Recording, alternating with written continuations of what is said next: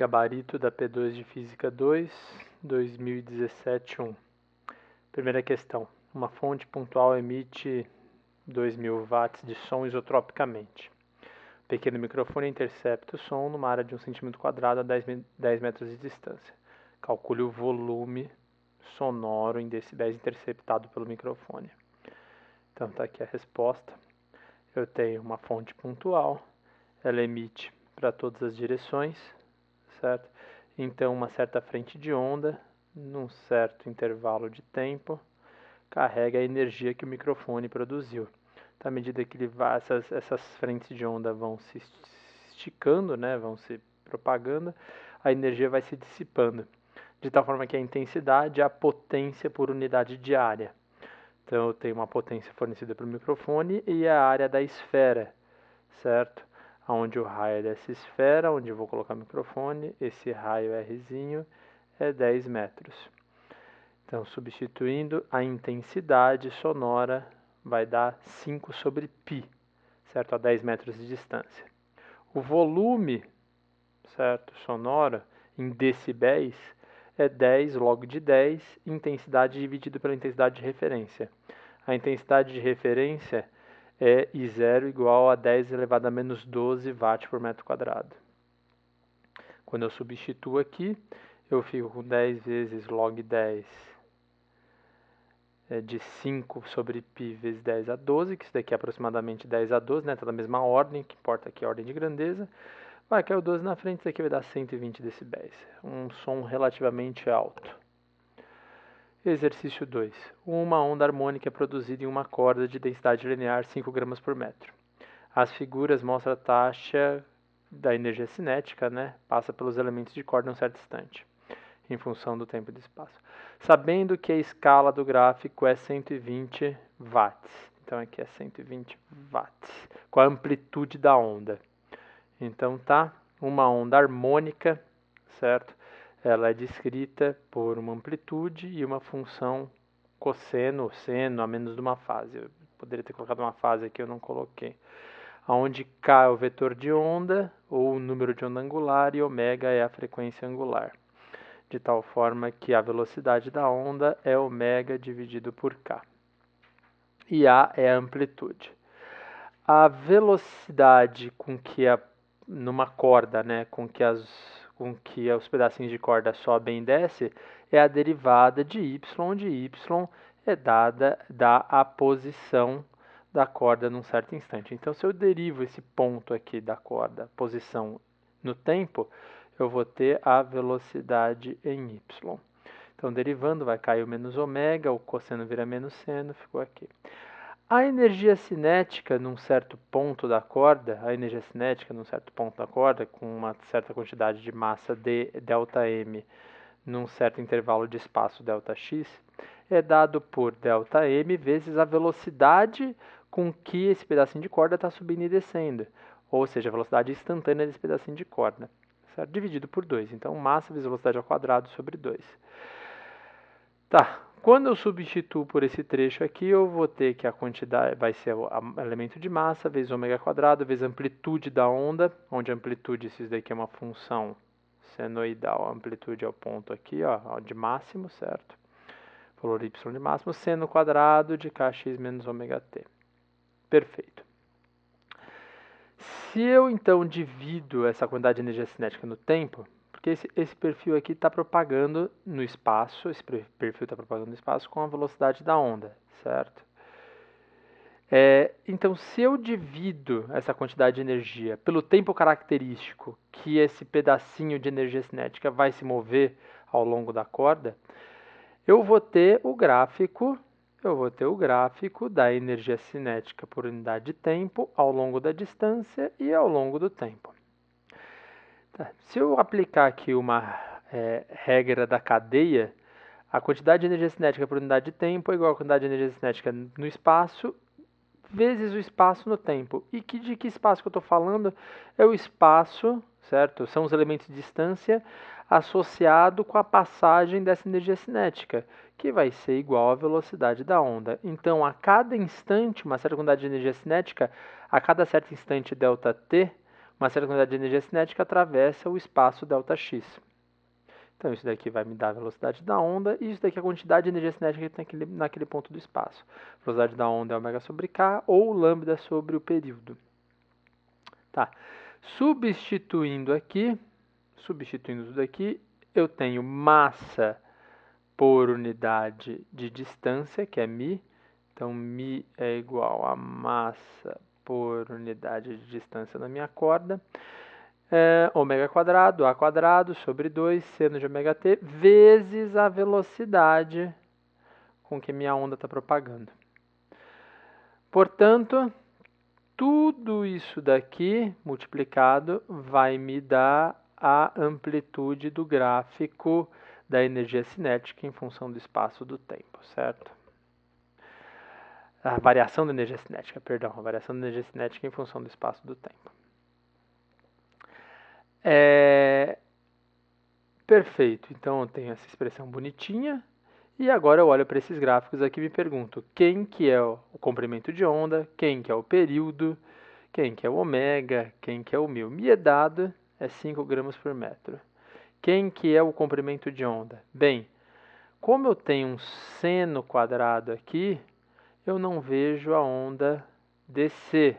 Tá seno quadrado, a onda ela desce e já volta. Então isso daqui é meio comprimento de onda, portanto daqui até aqui dá um comprimento de onda inteiro, e o comprimento de onda inteiro é 0,2. Então coloco aqui 0,2 metros. Pelo mesmo raciocínio, quem que é o período inteiro, certo, da minha onda harmônica? O período inteiro vai ser 2 milissegundos. Então, esse daqui está período inteiro 2 milissegundos. Quem que é o ômega? Ômega é 2π sobre o período. Então, quando eu substituir aqui, certo, eu fiquei com período ao cubo.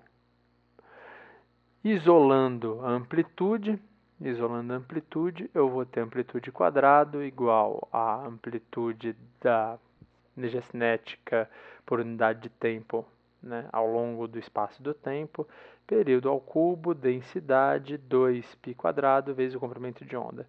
Substituindo, eu tenho 7 vezes 10 a menos 3 metros, ou 7 milímetros. Exercício 3. Um morcego está voando em uma caverna orientando-se através de pulsos ultrassônicos. A frequência dos sons emitidos do morcego é 35 kHz. O morcego se aproxima de uma parede com uma velocidade de 0,03 a velocidade do som no ar. Qual a frequência com que o morcego ouve os sons refletidos na parede da caverna? Bem, então tem essa situação. Tem um morcego, que é minha fonte, ele está emitindo som e ele está se movendo na direção da parede da caverna.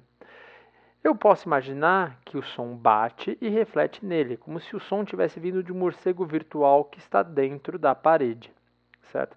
Então eu posso trocar de posição, eu posso falar que o morcego real da direita, que vai receber o som, e sendo emitido por um morcego virtual que está na esquerda.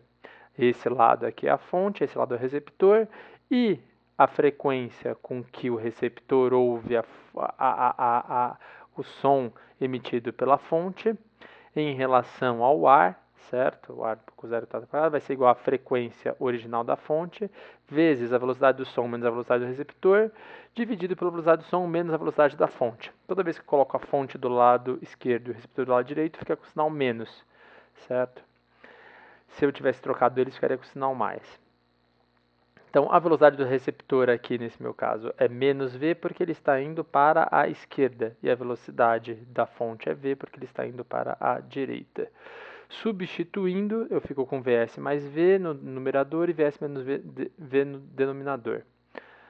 Dividindo em cima e embaixo por vs, eu vou ter v sobre vs, que é interessante fazer isso porque a proporção de velocidade é 0,03, então esse número é bem pequenininho. Fazendo isso, eu expando o denominador por um binômio de Newton, ele vai para o numerador trocando esse sinal, então vai ficar 1 mais v sobre vs ao quadrado. E expando esse cara de novo no binômio de Newton, vai cair o 2. Então fica desse jeito. Então isso daqui vai ser 2 vezes 0,03, que é 0,06.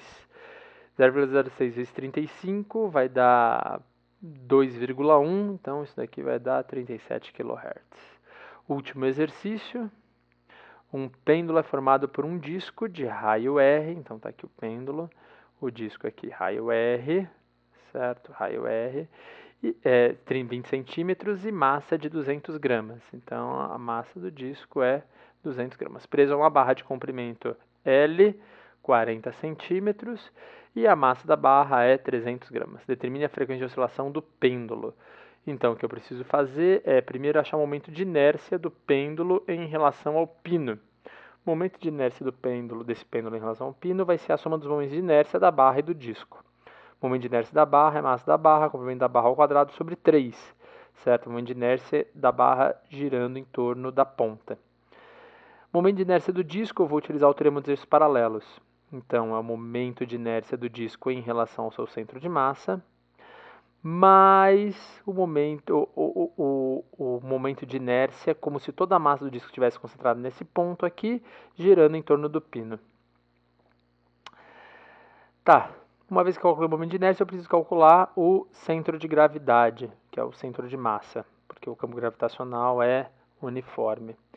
Então, eu posso substituir a força gravitacional por uma única força que está agindo sobre o centro de massa. Então, está aqui ó, o desenho. E o centro de massa, que é o LCM, né, que vai ser essa distância aqui, LCM, a distância do pino até o centro de massa, vezes a massa total, tem que ser igual a massa vezes a posição do centro de massa da barra, o centro de massa da barra está no meio da barra, mais a massa do disco vezes a posição do centro de massa do disco. E a posição do centro de massa do disco em relação ao pino está aqui em L mais R. Muito bem, tenho a posição do centro de massa, massa total, momento de inércia. Eu sei que o torque que vai agir sobre esse sistema em relação ao pino, o efeito dele vai ser momento de inércia vezes aceleração angular. E esse torque, a causa desse torque é o peso igual a massa total vezes a gravidade, vezes o comprimento da distância até o centro de massa, vezes seno de θ, certo? Esse é o torque que está agindo aqui. Tem um sinal de menos porque ele tenta fechar o ângulo. Isso daqui é para pequenos ângulos, é aproximadamente PLCM vezes θ. Com isso eu percebo que a frequência angular, que vai solucionar essa equação do oscilador harmônico, é o peso vezes a posição de massa dividido pelo momento de inércia e tiro a raiz. Tá?